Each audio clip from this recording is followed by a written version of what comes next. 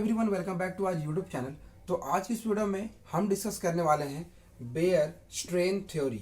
ये थ्योरी एक बहुत ही ज़्यादा इम्पॉर्टेंट थ्योरी है बिकॉज आप इस थ्योरी के रिस्पेक्ट में जो है क्या क्या सीखने वाले हो इस वीडियो में, वो आपको वीडियो के एंड में ही जाकर के जो है पता चलने वाला है कि ये थ्योरी क्यों मैं इतना ज़्यादा इम्पोर्टेंट कह रहा हूँ और इससे क्या क्या रिलेटेड चीज़ें जो है आपको समझ आएंगी इस वीडियो के बाद में। तो वीडियो को एंड तक जरूर देखना। अब देखो, बेयर स्ट्रेन थ्योरी आई क्यों थी। सबसे पहले जो है इसके बारे में बात करें तो बेयर स्ट्रेन थ्योरी बेसिकली बात करती है रिलेटिव स्टेबिलिटीज ऑफ, जो आपके स्टेबिलिटीज ऑफ जो आपके साइक्लिक रिंग जो होते हैं, वो भी आपके साइक्लो अल्केन्स के बारे में। ठीक है, साइक्लो अल्केन्स के जो रिंग्स होते हैं उनके स्टेबिलिटी के बारे में बात करती है कि कौन से रिंग में जो है कितना ज़्यादा स्ट्रेन है या फिर कौन सा रिंग जो है कम स्ट्रेन है, मतलब ज़्यादा स्टेबल है। वो कैसे, जैसे आपको पता है एक बेसिक आइडिया से अगर आप लोगे कि जो CH4 होता है, CH4 जो होता है ये क्या होता है, आपका टेट्राहाइड्रल मॉलिक्यूल होता है। अब इस टेट्राहाइड्रल का जो बॉन्ड एंगल होता है वो 109 डिग्री होता है। ठीक है, हम यहाँ पे जो है एक बेसिक यहाँ पे लेके चल रहे हैं डेटा के साथ में। इसका जो बॉन्ड एंगल होता है 109.5 डिग्री होता है। सॉरी, यहाँ पे एग्जैक्ट डेटा हम लेके चल रहे हैं। तो इसके लिए जो है अब हमने क्या किया कि हमने इसके साथ में जो है एक रिंग फॉर्म कर दिया। आपको पता है हम साइक्लो अल्केन्स के बारे में बात कर रहे हैं, तो साइक्लो अल्केन्स में मान लेते हैं कि हमने यहाँ पे 6 मेंबर रिंग फॉर्म कर दिया। अब इस 6 मेंबर रिंग को जैसे आप फॉर्म करोगे, या फिर जो है आप 5 मेंबर रिंग ही फॉर्म कर लो, या फिर जो है आप 4 मेंबर रिंग ही फॉर्म कर लो, या फिर 3 मेंबर रिंग ही फॉर्म कर लो। इन सभी केसेस में आप एक चीज नोटिस करोगे कि हर एक कार्बन का जो हाइब्रिडाइजेशन है वो sp3 है।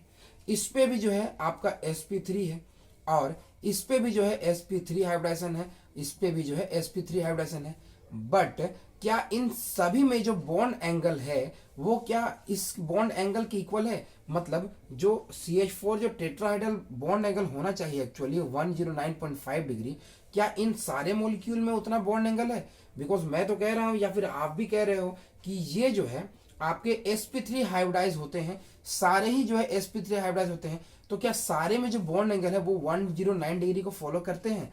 तो यहाँ पे आपका आंसर है कि यहाँ पे ये 109 डिग्री को फॉलो नहीं करते हैं। मतलब सबके लिए जो है अलग अलग बॉन्ड एंगल यहाँ पे प्रेजेंट है। तो ये जो बॉन्ड एंगल एक्चुअल में जो बॉन्ड एंगल है, जो टेट्राहाइड्रल बॉन्ड एंगल होता है, उससे इस रिंग को फॉर्म करने के बाद में जो है कितना डेविएशन यहाँ पे शो हो रहा है, उसे ही जो है बेयर स्ट्रेन थ्योरी के फॉर्म में बताया गया। अब वो कैसे बताया गया है उसके लिए जो है हम एक एक कुछ पॉइंट्स के बारे में बात करेंगे, और उसके बाद में जो है हम बाकी चीज़ों के बारे में बात करेंगे। तो ये जितने पॉइंट्स थे ये मैंने आपको एक शॉर्ट फॉर्म में बता दिया। अब इसे मैं एक यहाँ पे कंक्लूड करके बताता हूँ। पहला पॉइंट मैंने आपको बताया कि जो कार्बन था वो sp3 होता है आपका ओपन चेन फॉर्म में, तो जैसे ही वो रिंग फॉर्म करेगा तो बॉन्ड एंगल में कुछ चेंजिंग आएगी।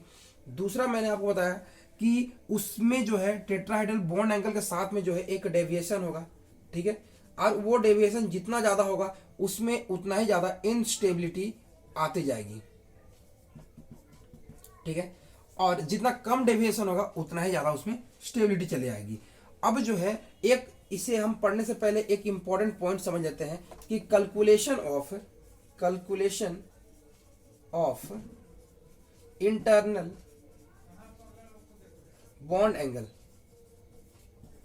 कैसे आप इंटरनल बॉन्ड एंगल कैलकुलेट कर सकते हो। तो इसके लिए आप एक फॉर्मूला देखो, इसका फॉर्मूला होता है internal bond angle is equal to internal bond angle is equal to, आप इसे कहोगे 180 इंटू n-2 बाय, ये आपका n होता है, where n is equal to आपका होता है नंबर ऑफ कार्बन एटम्स होते हैं यहाँ पे।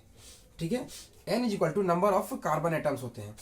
जैसे सबसे पहले अगर आप बात करो 3 मेंबर रिंग के बारे में बात करो, तो यहाँ पे नंबर ऑफ कार्बन एटम्स कितने हैं, n इज इक्वल टू 3 है। तो बॉन्ड एंगल कितना हो जाएगा, हर एक जो यहाँ पे बॉन्ड एंगल है वो कितना होगा, तो देखो ये 180 डिग्री इंटू 3-2 बाय आपका n हो गया। n की जगह यहाँ पे 3 आ जाएगा, सॉरी, तो ये हो जाएगा 180/3 यानी जो है 60 डिग्री। यहाँ पे हर एक का जो बॉन्ड एंगल होगा वो 60 डिग्री होगा। सिमिलरली 4 मेंबर के लिए निकालोगे तो n इज इक्वल टू 4 हो जाएगा। तो 180 इंटू 4 माइनस 2 बाय आपका 4 हो गया, तो ये आपका आ जाएगा 180 इंटू 2 बाय आपका हो जाएगा 4, यानी यह हो जाएगा 90 डिग्री। सिमिलरली 5 मेंबर रिंग के लिए निकालोगे तो यहाँ पे n इज इक्वल टू हो जाएगा 5, तो 180 इंटू आपका हो जाएगा 5 माइनस 2 बाय 5 हो जाएगा, तो 180 इंटू 3 बाय 5, इसे कैलकुलेट करोगे 5 मेंबर रिंग के लिए तो ये आएगा 108 डिग्री। सिमिलरली जो है 6 मेंबर रिंग के लिए कैलकुलेट करोगे तो n इज इक्वल टू 6 आप कैलकुलेट करोगे तो ये बॉन्ड एंगल आएगा 120 डिग्री।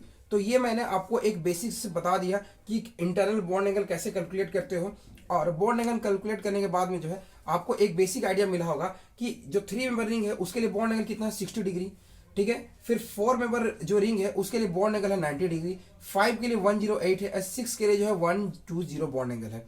तो अब आप एक चीज यहाँ पे नोट करो कि मैंने भी जस्ट बताया कि टेट्राहेड्रल बॉन्ड एंगल जो था आपको 109.5 डिग्री होना चाहिए, लेकिन जो इंटरनल बॉन्ड एंगल जो sp3 हाइब्रिडाइजेशन वाले कार्बन जो रिंग के अंदर में प्रेजेंट है उसमें तो आप देखो यहाँ पे 6, यहाँ पे 60 आ रहा है, यहाँ पे 90 आ रहा है, देन यहाँ पे 120, देन 108 डिग्री, मतलब डिफरेंट बॉन्ड एंगल आ रहे हैं जो कि इससे जो है बहुत ज़्यादा डेविएशन शो कर रहे हैं। अब इस डेविएशन को जो है बेयर स्ट्रेन थ्योरी ने किस तरीके से कैलकुलेट किया, तो उस कैलकुलेशन के बारे में अभी हम यहाँ पे फॉर्मूला के थ्रू जो है एक एक करके जो है सारे डेविएशन को हम यहाँ पे बात करेंगे, फिर बताएंगे कौन सा रिंग ज़्यादा स्टेबल होता है, ठीक है। और कैसे, जैसे मैंने लास्ट वीडियो में बताया था कि 3 मेंबर रिंग जो है अनस्टेबल होता है, वो भी कैसे होता है वो भी आपको इस वीडियो के थ्रू जो है क्लियर होने वाला है। तो सबसे पहला जो है यहाँ पे हम देते हैं साइक्लो अल्केन, ठीक है।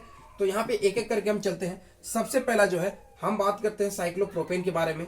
इसमें जो है आपका जो नंबर ऑफ कार्बन एटम है वो 3 है, n इज इक्वल टू आपका 3 है, एंड बॉन्ड एंगल जो था इसका 60 डिग्री था। तो जो डेविएशन था, मतलब जो एंगल स्ट्रेन है, एंगल स्ट्रेन, तो एंगल स्ट्रेन का फॉर्मूला होता है जो आपका टेट्राहेड्रल बॉन्ड एंगल माइनस जो इसका एंगल है, जो साइक्लो अल्केन जो यहाँ पे दिया हुआ है, साइक्लो अल्केन का जो बॉन्ड एंगल है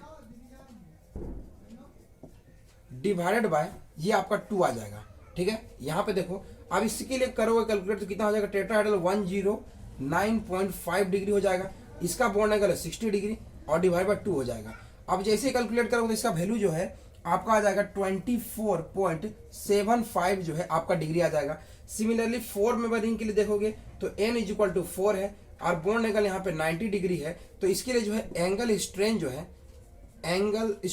है वो आपका कितना है, ये आपका एंगल स्ट्रेन होगा 109.5 माइनस जो है इसमें 90 डिग्री बॉन्ड एंगल आ रहा है क्योंकि साइक्लो अल्केन का बॉन्ड एंगल जो यहाँ पे 90 डिग्री था, डिवाइड बाय 2, तो यहाँ पे जो है वैल्यू आएगा आप देखोगे ये आएगा 9.75। ये डेटास को जो है अभी आप यहाँ पे रखोगे कि एंगल स्ट्रेन किसमें कितना ज़्यादा है। अब 5 मेंबर रिंग के लिए बात करो, 5 मेंबर रिंग के लिए n इक्वल टू 5 और बॉन्ड एंगल जो है 108 डिग्री है, तो इसके लिए जो एंगल स्ट्रेन है वो कितना हो जाएगा 109.5 माइनस 10 जो है आपका यहाँ पे 8 डिवाइड बाय 2, तो ये वैल्यू आ जाएगा आपका 0.75 डिग्री।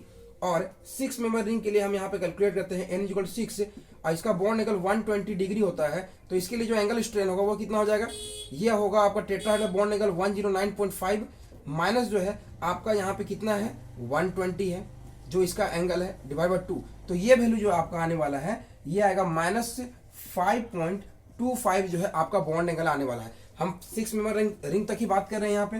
तो अब देखो यहाँ पे एक आप इंपॉर्टेंट पॉइंट नोट करो जो मैंने हर एक के लिए लिखा है, तो अभी देखो इसी डेटा को आप लिख लो, ठीक है। अभी मैं हर एक के लिए जो है यहाँ पे जो भी डेटा है वो मैं अभी यहाँ पे आपको शो करता हूँ, ठीक है। आपने नोट कर लिया होगा। तो हमने जो है अभी हमने यहाँ पे एंगल स्ट्रेन जो है यहाँ पे कैलकुलेट किया है, एंगल स्ट्रेन, ठीक है। तो यहाँ पे 3 मेंबर रिंग के लिए कितना एंगल स्ट्रेन हमने कैलकुलेट किया 24.75, ओके। 4 के लिए कितना कैलकुलेट किया 9.75 डिग्री एंड 5 के लिए हमने कैलकुलेट किया 0.75 एंड 6 के लिए हमने कैलकुलेट किया माइनस 5.25। तो आप यहाँ पे देखो जब आपने यहाँ पे एंगल स्ट्रेन कैलकुलेट किया है डिफरेंट रिंग के लिए according to Baeyer strain theory, तो आपने देखा कि 3 मेंबर रिंग के लिए जो है सबसे ज्यादा डेविएशन आपका शो होता है 24.75 उसके बाद में जो है 4 मेंबर रिंग के लिए जो है आपका डेविएशन शो होता है 9.75, एंड उसके बाद में जो है आपके इन दोनों के जो है डेटा आ रहे हैं जो कि बहुत ज्यादा क्लोज है 5 मेंबर रिंग का 109.5 डिग्री के, बिकॉज इसमें डेविएशन जो है मात्र 0.75 डिग्री का है। एंड 6 मेंबर में जो है -5.25 जो कि बहुत ज्यादा करीब है आपके 109.5 डिग्री के।